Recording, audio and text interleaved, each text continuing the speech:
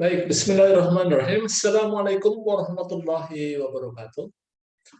Pada kesempatan ini saya akan menjelaskan bagaimana mekanisme kerja indera penciuman pada hewan dan manusia. Nah, indera penciuman ini merupakan kemoreseptor karena mendeteksi bau yang merupakan bahan kimia. Nah, pada hewan, misalnya pada serangga, di mana tempat kemoreseptornya? Oh, ternyata ada di antena. Jadi bisa mendeteksi bau menggunakan kemoreseptor yang ada di antena atau di sungutnya. Kemudian pada ular, di mana kemoreseptornya? Nah, kemoreseptornya itu ada di atap rongga mulut, ya, bagian rongga mulut bagian atas. Nah, ular biasanya akan menjulurkan lidahnya, kemudian menggerakkan ke arah dalam, sehingga molekul bau terbawa oleh udara dan masuk lewat pit organ. Masuk lewat pit organ di sini, kemudian masuk ke dalam rongga mulut bagian atas, tempat di situ ada kemoreseptor, yaitu disebut dengan organ Jacobson. Kalau pada manusia di mana? Pada manusia adanya di rongga hidung bagian atas. Ini ada silia yang merupakan jeluran dari sel saraf sebagai reseptor atau kemoreseptor tadi ya, sebagai kemoreseptor. Nah, jelurannya membentuk silia-silia. Nah, disitulah terdapat reseptor yang bisa mengangkat molekul bau. Nah, silia ini berada di atau ditutupi oleh mukus. Mukus itu lendir ini, sehingga molekul bau yang ada di udara akan sampai ke silia, dia harus menembus mukus, sehingga syarat molekul bau sampai ke mukus harus larut dalam mukus, ya. Jadi syarat molekul bau sampai ke reseptor bau ini harus larut dalam mukus, tetapi memang ada protein pengikat molekul bau, odoran binding protein, sehingga memudahkan masuknya molekul bau ini melekat pada reseptor yang ada di membran silia. Nah, kalau molekul bau sudah melekat di reseptor protein ini ya, yang ada di membran silia, sel reseptor molekul bau, maka reseptor bau ini akan mengaktifasi protein G. Selanjutnya, protein G akan mengaktifasi enzim adenilat siklase. Adenilat siklase ini adalah enzim yang ada di membran sel, fungsinya mengubah ATP menjadi siklik adenosin monofosfat. Selanjutnya, siklik adenosin monofosfat akan merangsang saluran Na yang awalnya tidak terbuka, yang awalnya tertutup dalam posisi polarisasi menjadi terbuka.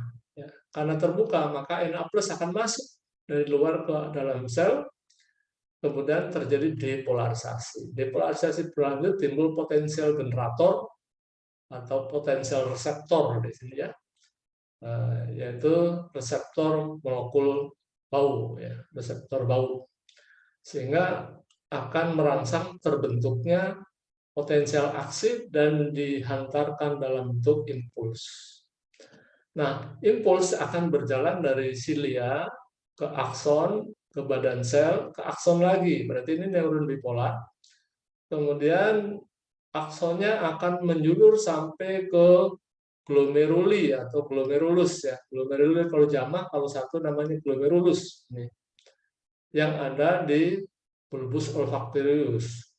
Kemudian aksonnya menjalar lagi dan badan selnya akan bersinap dengan nervus olfactorius. Nah, Kemudian kemana? Kemudian masuk ke lobus frontalis otak, bagian kortek ya. Nah, yang menarik di sini adalah reseptor bau yang silia-silianya tadi tersebar ya, yang mendeteksi satu molekul bau itu aksonnya akan berkumpul pada satu glomerulus. Ya, misalnya mendeteksi bau daging pada anjing ini ya, pada satu glomerulus. Kemudian mendeteksi bau tikus misalnya pada satu glomerulus. Mendeteksi bau ikan satu glomerulus, sehingga anjing bisa mendeteksi macam-macam bau, tetapi glomerulusnya satu ini ya, masing-masing. Nah, pemetaannya baru ternyata ada banyak ini ya, di lobus frontalis, kemudian di temporalis juga ada titik-titik kuning, ataupun kalau di sini ada warna pink ya, warna pink dan warna kuning. Nah, ini jadi reseptor akan dipresentasikan pada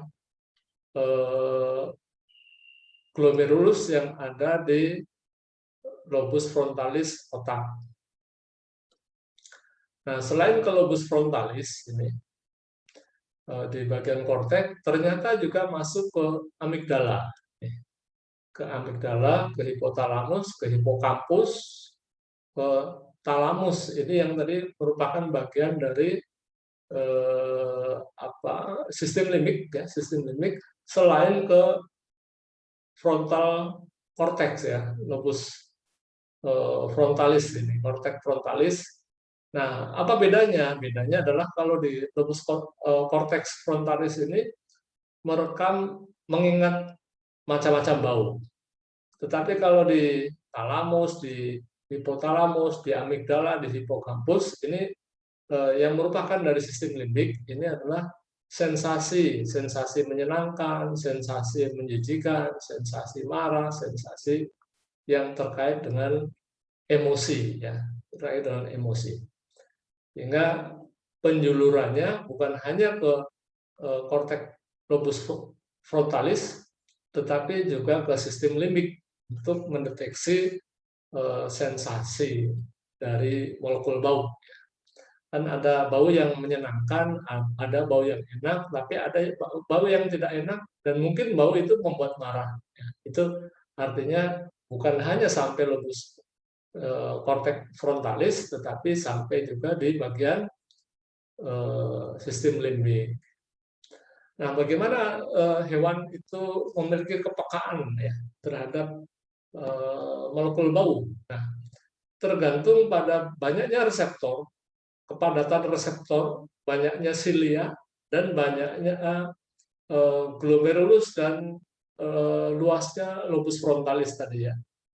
Jadi pada hiu ini ternyata memiliki kepekaan penciuman yang sangat baik. Kenapa? Lobus frontalisnya masih panjang ke depan. Yang berikutnya pada lizard, kadal, komodo, kemudian reptil yang lain ya, ini memiliki kepekaan penciuman yang juga bagus. Pada burung ya, ini mungkin sudah mulai berkurang. Pada anjing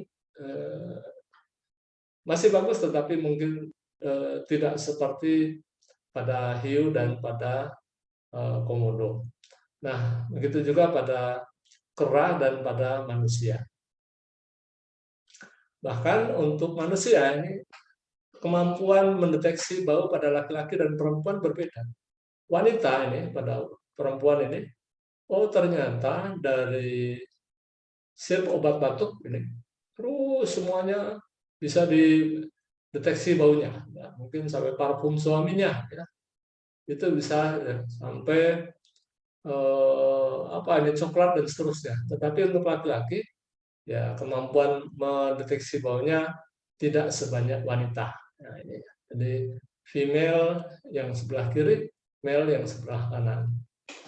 Nah, tadi sudah disampaikan bahwa pada manusia ini molekul bau ini bercabang bukan hanya ke kortek, tapi ke sistem limbik. Nah, ke kortek untuk mengingat macam-macam baunya, tetapi ke limbik adalah menyimpan memori yang terkait dengan emosinya, menyingkat emosi senang, emosi marah, emosi suka, dan sebagainya. Nah, kesimpulannya adalah ketika molekul bau yang ada di udara itu bisa dideteksi baunya, maka dia harus larut dalam mukus, kemudian melekat di reseptor bau. Nah, reseptor bau ini kemudian reseptor molekul bau kemudian mengaktifkan protein G mengaktifkan enzim adeninase siklase. Adeninase siklase mengubah ATP menjadi siklik adenosin monofosfat.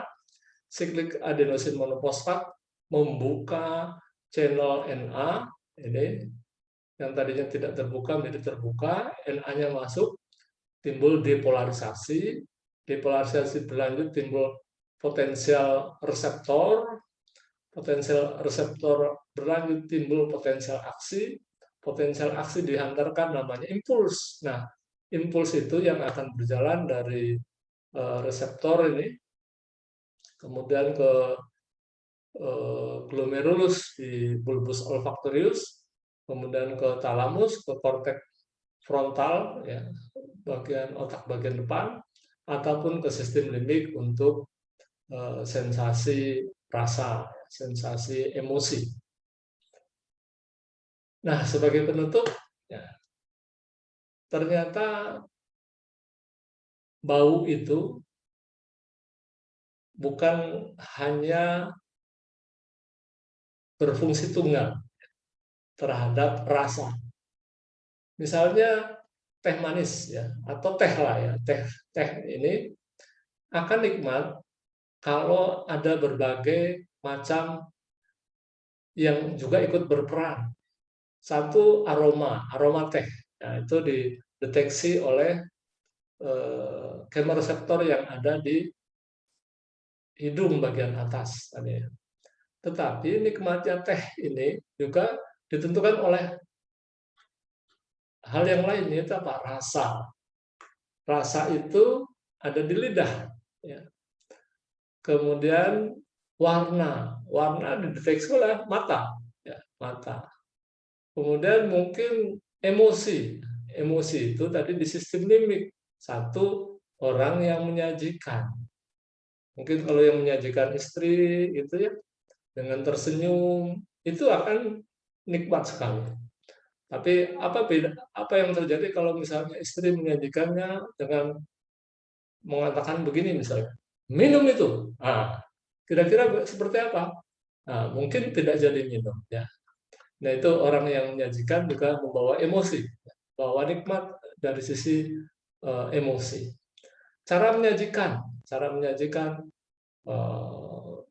mungkin gelas kotor dan sebagainya, mungkin juga tidak akan jadi minum. Kesehatan, gigi kita sakit, nah, rasanya menjadi hilang juga. Waktu, nah, pagi hari kita mungkin menikmati secangkir teh, rasanya mungkin enak kalau teh itu menjadi teh hangat. Tapi kalau tehnya teh dingin di jam 6 pagi, ya mungkin tidak tepat. Ya. Tempat di pinggir pantai, di pinggir sawah, mungkin enak, di rumah juga enak. Ya. Dan yang paling enak adalah karena kita pandai bersyukur.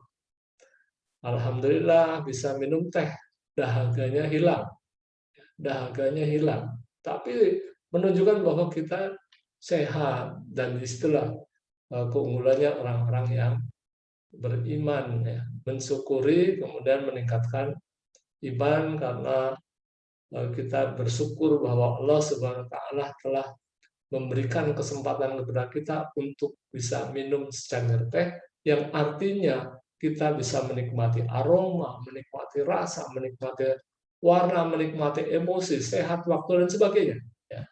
Subhanallah, ternyata dari secangkir teh ini luar biasa, ya. Dan yang luar biasa juga tadi adalah bagaimana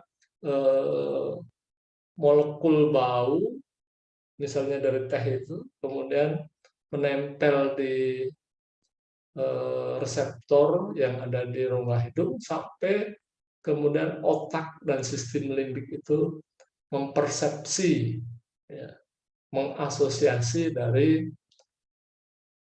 aroma, ya, dari bau yang ada di dalam teh dan seterusnya. Terakhir, sebagai penutup, nah pertanyaannya adalah, sekarang kalau tadi kan mekanisme mendeteksi bau secara normal, tapi ada orang yang tidak bisa mendeteksi bau yang disebut dengan anosmia, atau ada pergeseran bau yang harusnya bau jeruk misalnya, kemudian orang itu mendeteksi jeruk busuk. Nah, itu yang disebut dengan parosmia. Nah, kira-kira seperti apa ya? Seperti apa mekanismenya? Silahkan dicari jawabannya ya. Yang sudah ketemu nanti silahkan bisa ditulis jawabannya di komen di YouTube ya. Terima kasih. Saya tutup dengan baca hamdalah. Alhamdulillahirabbil alamin. Wassalamualaikum warahmatullahi wabarakatuh.